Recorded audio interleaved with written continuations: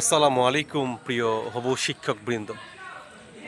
আপনারা লক্ষ্য করেছেন যে এবার এমটিআরসি এর যে হজ ও বরল অবস্থা, রেজাল্ট হয়েছে অথচ কম্বাইন্ড মেরিট লিস্ট এখনও প্রকাশ পায় নাই।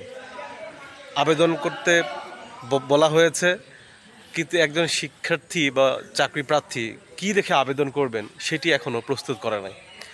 এদিকে একটি বিতর্কিত রেজাল্ট দিয়েছে, সেটিকে লক্ষ্য করে অনেক চাকরি প্রত্যাশী যারা ভাই ফেল করেছে তারা ইতিমধ্যে আন্দোলন করছে, এনটিআরসি এর চেয়ারম্যানের পদত্যাগ দাবি করছে এবং এর মাঝেই একটি 113 জনকে তারা উত্তীর্ণ করিয়েছে।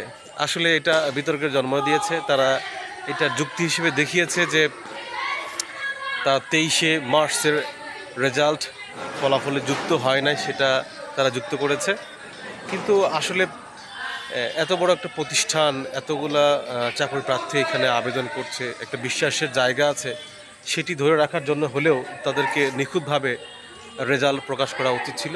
কিন্তু তারা সেটি না করে কি করেছে, একটা রেজাল্ট তাড়াহুড়া করে দিয়ে এর মাঝখানে আরেকটা বিতর্কিত রেজাল্ট দিয়েছে, যার ফলে অনেক চাকরি প্রার্থী এখন এটাকে ভিন্নভাবে নিচ্ছে।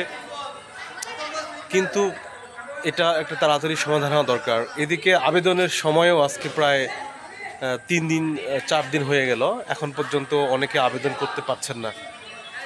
এই বিষয়টি তাড়াতাড়ি শুরু হওয়া দরকার। তা আমি হবু শিক্ষকদের বলবো, আপনারা তাড়াহুড়া করবেন না, 2-1 দিন দেখুন, মেরিট লিস্ট আসতেও পারে। তারা বলছে যে মেরিট লিস্ট রেডি, যে কোনো সময় প্রকাশ হতে পারে, কিন্তু তারা প্রকাশ করছে না।